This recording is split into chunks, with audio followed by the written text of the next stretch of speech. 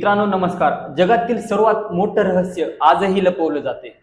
कल्पना करा, जगातील सर्वात मोठे नेते, उद्योगपती, सेलिब्रिटी जर एकाच व्यक्तीशी सिक्रेटली जोडले असतील तर, आणि ती व्यक्ती अचानक जेलमध्ये मृत सापडते. आज आपण बोलणार आहोत जेफ्री इप्स्टीन आणि त्यांच्या फाईल बद्दल. इप्स्टीन फाईल ही फक्त क्राईमची स्टोरी नाही, पॉलिटिक्स, पॉवर आणि हा सिक्रेटचा खेळ आहे. जेफ्री इप्स्टीन यांचं एक प्रायव्हेट आयलँड होतं जे 75 एकरचं होतं. ते आयलँड एक स्वर्गच होतं. लक्झरी बंगला, चौकून लक्झरी गेस्ट हाऊस, स्विमिंग पूल, हेलिपॅड, इथं सर्वच गोष्टींची सुविधा होती. पण या सर्व मध्ये लपलं होतं एक काळं सत्य. तिथे 12 ते 17 वर्षांच्या लहान मुलीची ट्रॅफिकिंग केली जात होती. तिथे 12 ते 17 वर्षाच्या मुलींची तस्करी केली जात होते. त्या ठिकाणी मुलींचं लैंगिक शोषण केलं जात होतं, जबरदस्ती त्यांना टच केला जात होता. हे इतकं भयानक होतं, त्या ठिकाणाहून मुली पळून पण जाऊ शकत नव्हत्या, कारण चारही बाजूने समुद्र होतो. आणि या आयलँडवर मोठे सेलिब्रिटी, बिलिनियर्स, मल्टीबिलिनियर्स, उद्योगपती, सेलिब्रिटी, जे फेमस लोक आहेत त्यांच्यासाठी काही पार्ट्या आयोजित केल्या जायच्या. या आयलँडचे मालक होते जेफ्री इप्स्टीन. त्याची स्टोरी अशी आहे की ते एक टीचर होते आणि ब्रुकलिन येथे ते मॅथ शिकवत होते. आणि पुढे चालून ते जे बिलिनियर्स आहेत, मल्टी बिलिनियर्स आहेत, त्यांचे ॲडवायझर होतात. आणि अरबपती लोकांना ॲडवाइस देऊन जेफ्री जवळपास $60 करोड संपत्ती गोळा करतात. आणि तिथून त्यांची मल्टी बिलिनियरची जर्नी स्टार्ट होते. इप्स्टीनच्या आयलँडवर जे चालू होतं ते खूप दिवसापासून गुप्तपणे चालू होतं, याची कुणालाच भनक नव्हती. एक 14 वर्षाची मुलगी तिच्या आईवडिलांसोबत पोलीस केस करते. तिच्या एका क्लासमेटला एका अमीर माणसाने मसाज करण्यासाठी नेला आहे आणि तो अमीर माणूस त्या मसाजचे $200 ते $300 देतो असा बोलत होता. पण ती जेव्हा मुलगी मसाज करण्यासाठी जाते त्या ठिकाणी दुसरंच काहीतरी घडतं. इप्स्टीन हे टॅवेलवर त्या मुलीला भेटतो आणि त्या मुलीला कपडे काढायला सांगतो आणि त्या मुलीला इन्फ्लुएन्स करण्याचा प्रयत्न करत असतो. जेव्हा दुसऱ्या मुलीला कॉल केला जातो तेव्हा असं समजतं की त्या मुलीसोबत अजून 4 मुली आहेत. जेव्हा त्या 4ही मुलीला कॉल केला जातो तेव्हा असं समजतं की त्या 4 मुलीसोबत अजून 4 मुली आहेत. आणि अशा कॉलमुळे ही साखळी वाढतच जाते आणि जवळपास 35 मुलींची लिस्ट पोलिसांच्या हातात येते. आणि प्रत्येक मुलीची सेमच कहाणी असते. प्रत्येक मुलीला मसाज करण्यासाठी बोलवून इन्फ्लुएन्स त्या ठिकाणी केलं जातं. आणि या मुली 13 ते 16 वर्षाच्या असतात आणि प्रत्येक मुलगी ही गरीब घरची असते. काही मुली तर असे आढळतात ज्यांना आईवडीलच नसतात. आणि ही स्टोरी इथंच थांबत नाहीत. ज्या मुली येतात त्यांना नवीन मुलगी आणण्यासाठी पैसे दिले जातात आणि नवीन मुली अजून या ठिकाणी बोलवल्या जातात. 2006 पर्यंत पोलीस केस फाईल तयार होते, एक स्ट्रॉंग केस बनतो आणि त्या ठिकाणी FBI पण इन्व्हेस्टिगेशन चालू करते. हा गुन्हा इतका मोठा होता की जेफ्रीला जन्मठेप व्हायला पाहिजे होती. जेफ्री सोबत मोठे नाव जुडले असल्यामुळे ते वकिलांसोबत फिल्डिंग लावतात आणि जेफ्रीला छोटे केस लावून फक्त 18 महिने जेलमध्ये ठेवले जाते, ज्यात 12 तास 5 स्टार लक्झरी यामध्ये सामील असते. आणि 18 महिने कंप्लीट होण्याच्या 5 महिन्या अगोदरच जेफ्रीला जेलमधून काढलं जातं. हे सगळं फक्त एका डीलमुळे शक्य होतं, जी डील अलेक्झांडर अकोस्टाने इप्स्टीनला दिली होती. पुढे चालून हे अलेक्झांडर अकोस्टा जे जेफ्रीचे मित्र आहेत ते डोनाल्ड ट्रम्पचे लेबर सेक्रेटरी बनतात. आणि अजून खूप वर्ष जेफ्री इप्स्टीन आपली पूर्ण लक्झरी लाईफ एन्जॉय करतो आणि या केसमधून मोकळा होतो. पण यामध्ये अमेरिकन जर्नलिस्ट जुली ब्राउन ही केस हाती घेते आणि इप्स्टीनला या केसमधून मी वाचू देणार नाही असं ठरवते. 2009 मध्ये जेव्हा इप्स्टीन जेलमधून सुटतो त्या दिवसापासून ही जुली ब्राउन इन्व्हेस्टिगेशन चालू करते आणि वर्षानुवर्ष गुप्तमध्ये हे इन्व्हेस्टिगेशन चालूच असतं.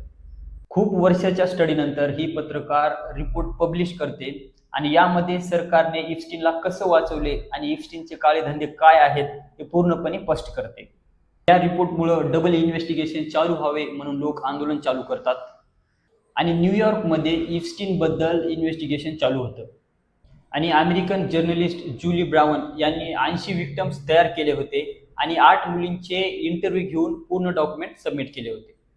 आणि 2019 मध्ये इप्स्टीनला परत अरेस्ट केलं जातं. या रिपोर्टनुसार इप्स्टीनला 35 वर्षाची जेल तर पक्कीच होती. आणि फायनली इप्स्टीन जेलमध्ये जातो. पण 10 ऑगस्ट 2019 मध्ये इप्स्टीन जेलमध्ये मृत आढळतो. आणि जगाला हे सांगितले जातं की इप्स्टीनने जेलमध्ये बेडच्या कापडी पट्टीने खुदकुशी केली आहे. आणि त्या दिवशी जेफ्री एकटाच होता, कॅमेरे पण व्यवस्थित चालत नव्हते आणि इथूनच संशय स्पष्ट व्हायला सुरुवात होते की जेफ्रीने आत्महत्या न करता त्याची हत्या केली आहे. आणि ही डोनाल्ड ट्रम्पकडूनच गोष्ट पसरवली जाते की ही जेफ्रीची हत्या आहे. आणि डोनाल्ड ट्रम्प 2014च्या इलेक्शनमध्ये हे दावे करतात की जर माझी सत्ता आली तर मी इस्टिनची फाईल पूर्ण ओपन करेल. पण 2025 मध्ये डोनाल्ड ट्रम्प हे डबल जिंकून येतात आणि सर्वजण वाट पाहत असतात की आता इस्टिन फाईल कधी रिलीज होईल. ट्रम्पचे जस्टिसवाले असा दावा करतात की ही क्लायंटची फाईल एक्झिट होऊ शकत नाही, त्यामुळे कोणती फाईल रिलीज होऊ शकणार नाही. आणि ट्रम्प म्हणतात फ्रॉड इलेक्शनची इन्व्हेस्टिगेशन करावी हे इस्टिन फाईलपेक्षा गरजेचं आहे. आणि त्यानंतर इलॉन मस्क एक ट्विट करतात की यामध्ये ट्रम्पचं नाव आहे, त्यामुळे ट्रम्प हे फाईल रिलीज करू शकणार नाहीत. त्यानंतर लोक स्वतः इन्व्हेस्टिगेशन चालू करतात आणि त्यामध्ये ट्रम्प आणि जेफ्रीची दोस्ती समोर येते. रिपोर्टनुसार ट्रम्प आणि जेफ्री हे 20 वर्षापासून खास दोस्त आहेत हे सर्वांना कळून चुकतं. डोनाल्ड ट्रम्प हे इस्टिनच्या प्रत्येक पार्टीमध्ये दिसू लागतात. इस्टिन आणि ट्रम्प सेक्सुअल गोष्टी एकूण एकाला शेअर करायचे आणि ट्रॉफी सारखे मुली एकूण एकाला दाखवायचे, अशा गोष्टी समोर यायला चालू होतात. आणि 2025 मध्ये एक बिल निघतं. जस्टिस डिपार्टमेंटने 30 दिवसामध्ये इस्टिनची फाईल रिलीज करावी अशी मागणी केली जाते. आणि पार्लमेंटमध्ये पण दोन्ही पक्षाचे उमेदवार इस्टिन फाईल रिलीज व्हावी यासाठी वोटिंग करतात.